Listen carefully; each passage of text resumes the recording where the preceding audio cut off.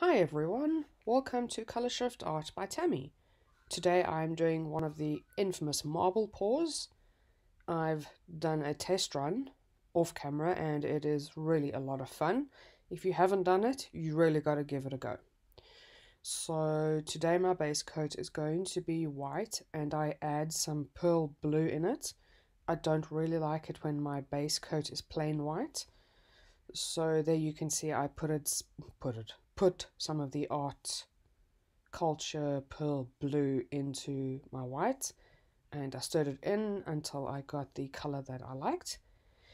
And you can see the consistency. It is not too thin, but thin enough just to work as a base coat and definitely not as thick as the other paints.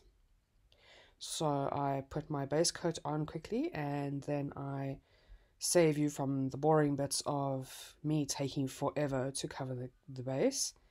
And there you go, there's the base coat done. And now I'm going to start putting my petals and squiggles down. So this is just gold, and what I learned with this pour is that my paints were a little bit too thick. So for next time I know, thin them down a little bit. So I have got gold, and this is just Mont Marte with the glue and water mix. And there I show you that I don't like just using puddles. I like to do squiggles and lines as well, because when you're using the marble, it pulls the lines down. I don't know how to explain it, but you'll see. Instead of just moving the puddles around and pulling through the puddles, when it pulls through the squiggles, it creates a very interesting effect as well. So here we have the rose madder. This is Mont Marte satin rose madder, also mixed with the glue. This is Global's fluoro pink. It is a stunning color, also mixed with the glue, good grief. And my final color is it's the I don't know how to say it, but it's by Eraldo, and I used it on my previous pour as well. It's a really pretty color, but not one of my favorites. So there, I'm finished with it. I don't have any more of that paint, and I probably won't buy that color again.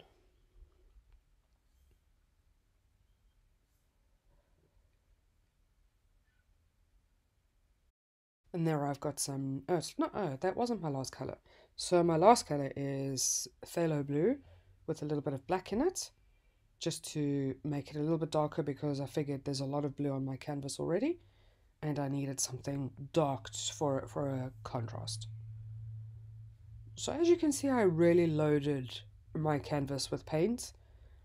Possibly too much, but whatever, don't care. It's fun and not the end of the world if there's a lot of paint on your canvas. So there's my marble. It's not a very small one. It's the next size up from the normal smaller one. I'd love to get my hands on the bigger ones and a golf ball as well, but I actually don't know where to buy one. I'm relatively new to Australia. Not new, I've been here for 18 months and actually have no idea where to buy a golf ball.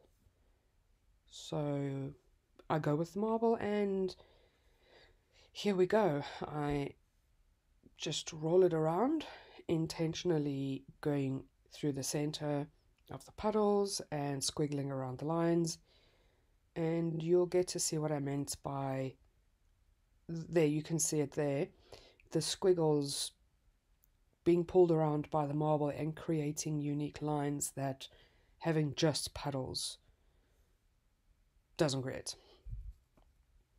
So anyway, I added a little bit more blue there. I felt that spot was a little bit empty, and I'm going to just let you watch, put some music on, and I hope you enjoy.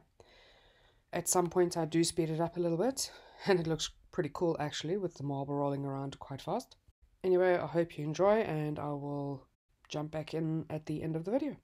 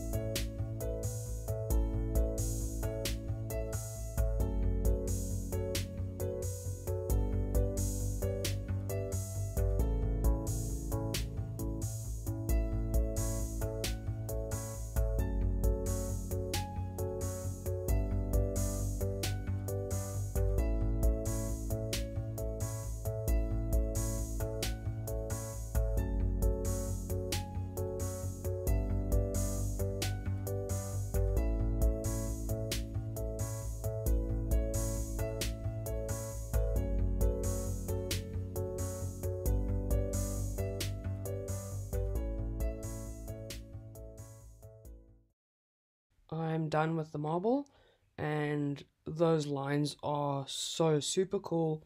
The effects with the different colors, everything about it is just really cool.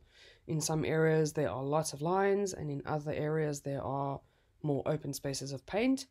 It is very cool. So now I'm going to tilt, and what I do is I tilt relatively slowly, and also because my paint is thicker than usual, it does take a bit long. So again, I will speed it up further down the video. Okay, so just to explain what I do here is I slowly tilt the paint down to the corner, but I do not let it just all run off the corner. You do it slowly and you move your canvas back and forth, as you can see what I'm doing, so that it runs down to the edges of the canvas as well and not just the corner. And once it has reached the side, then you let it, go over the corner with a bit of help. And then I move my canvas and allow the paint to move kind of back towards the center, and then repeat the process. You manipulate the paint now to move further down the canvas instead of straight to the corner. Once again, going back and forth, manipulating the paint so that it doesn't just run off. And once it has reached a place where it's ready to go off the corner without moving or without losing too much paint, you let it go over and repeat the same process. I think that is the best way to go about it. It works the best way for me.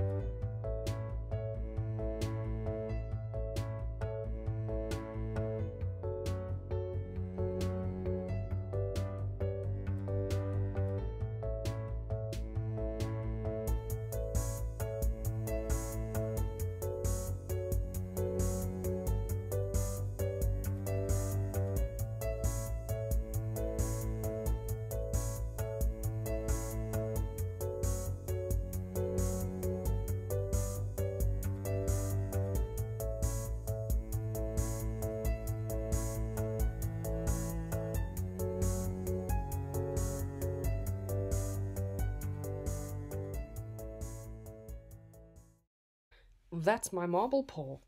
Here's a close-up, and I love it. Love, love, love it. It is so interesting.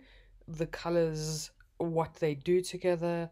I am just fascinated by this. I love it. I am definitely going to be doing loads of these with different colors and different size marbles, and maybe 2 or 3 marbles in one go. Kudos to the guy that created this technique. I think it's BR Turner Art. Well done to you. This is amazing, and many people love it. Thank you very much for watching. Please subscribe. I'd love that. Please give me a like. That would be awesome. And hang around. I've got some close-up pictures as well, which are pretty cool. And see you again soon. Thank you. Bye.